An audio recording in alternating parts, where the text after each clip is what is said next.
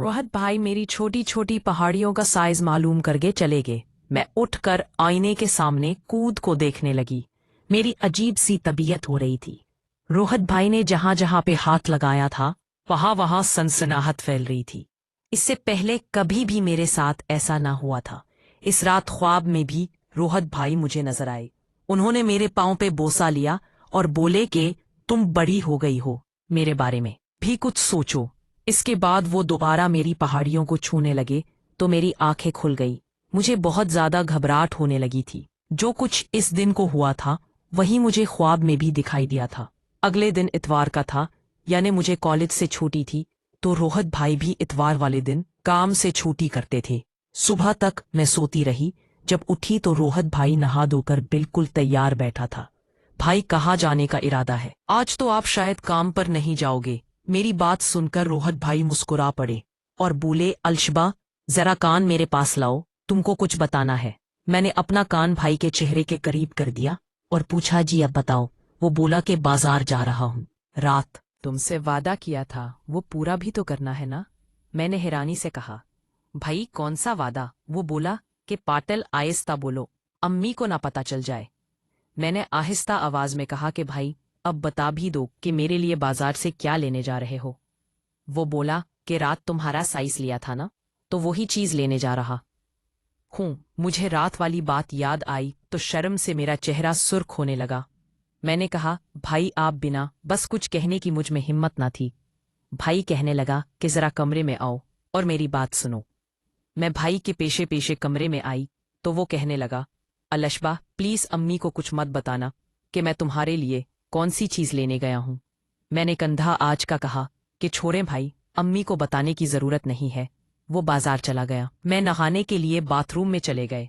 चूंकि गर्मियों का मौसम था तो रोजाना नहाना पड़ता था।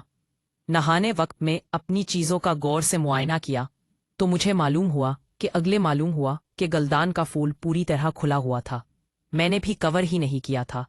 आज देखा तो अजीब समय असुसुहा पहाड़ियों की छूंटियां भी खूब जलवा दिखा रही थी। उन पर नजर पड़ते ही मुझे रोहत भाई की याद आ गई, जो उन पर दिलने वाला सामान लेने गए हुए थे। पता नहीं उनके जहन में क्या आया, जो बैठे बैठे मुझे इराकी पर ऐसा गिफ्ट लेने गए थे। हालांकि इस त्यौहार पर हिंदू लड़कियों के भाई अपनी बहनों के बाजू में इराकी धागा बांधते थे, लेकिन मेरा भाई इस बार मेरी कोई और ही चीज बांधने के चक्कर में था। हालांकि जितना उनका साइज था उनको ज्यादा कसकर बांधने की अभी जरूरत नहीं थी। अभी उन पर नया नया और वजरा बहरहाल तो ये ऐसे शान से सर उठाए खड़े थे कि देखने वाले की आंखें झुक जाए। मैंने उस दिन अपनी आप को खूब संवारा था, अच्छी तरह फूल की सफाई की थी। इससे फालतू घास जो अभी बिल्कुल छोटी छोटी निकल रही थी उसको भी जरे से उखाड़ दिया था। अब मैदान बिल्कुल साफ था। उसे देखकर मुझे खुद पर खूब सारा प्यार आया और मैंने दिल से दुआ की कि भगवान किसी की खूबसूरत मर्द के मुकद्दर में लिखना जो उसकी खूबसूरती और नज़ाकत के मुताबिक इस्ट को इस्तेमाल करे ना दो। कि मैंने बाल लेके और कपड़े पहनकर नाश्ता करने बैठ गई। आधे घंटे बाद जब नाश्ता खत्म किया तो मैं बालों को खुश्क करने के लिए छत पर चली आई और रूम में बालों को खुश्क करके ब्रश किया। फिर भाई के कमरे में चली गई। रोहत भाई का कमरा ऊपर छत पर ही था और मैं आज काफी दिनों के बाद उनके कमरे में आई थी। कमरे में कुछ चीजें बैत तुर्की भी पड़ी हुई थी जिनको संवारते हुए मुझे कुछ वक्त लग गया था, और फिर मैं उनकी बेड शीट को दुरुस्त करने लगी तो उसके नीचे से मुझे ऐसी चीज मिली कि मैं हैरान हो गई। ये एक रिसाला था जो कि अंग्रेजी जुबान में था। उसके ऊपर लड़कियों की तस्वीर थी जो देखकर मेरी आखिर शर्म से झलने लिए। किसी भी एक के जिस्म पर लिबारिस नहीं था और उनके बनाए हुए तमाम पोस्ट और अंदाजा देखकर मेरी जो हालत हुई थी वो बयान से बाहर है। मैंने उससे पहले कभी भी ऐसी साफ तस्वीरें नहीं देखी थी, इसलिए एक हामिल खास तजस्सुस का शिकार हो गई।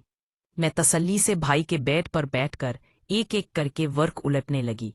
हर एक वर्क पर एक ऐसी बढ़कर तस्वीर थी। मुझे इस दिन पता चला कि ऐसी रसाला भी होते हैं, और ज्यादा हैरत वाली बात ये थी कि मुझे ये रसाला रोहत भाई के बेड से मिला था। तस्वीरों को देखकर मेरे लने शूट रहे थे और मैं खुद को करम में महसूस करने लगी, लेकिन इस कैफियत को मैं कोई नाम नहीं दे पा रही थी। जब वर्क गिराते हुए मैं दरमियान में पूछी तो मुझे पहले से बढ़कर हैरत का झटका लगा। मेरी ये तस्वीर उसी रिसाला के दरमियान पड़ी हुई थी।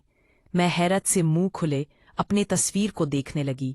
तस्वीर अभी पिछले महीने काज के एक 700 मंचन में बनाई थी और मालूम नहीं मेरे कमरे से निकलकर भाई के कमरे में और फिर उस रिसाले तक कैसे पूछ गई थी।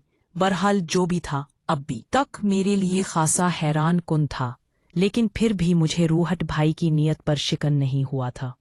मैंने सोचा कि शायद मैं ही इस तस्वीर को ऊपर लिया हूं और मुझसे कहीं खो गई हो और फिर रूहट भाई ने उठाकर इस रिसाले में रख दी हो।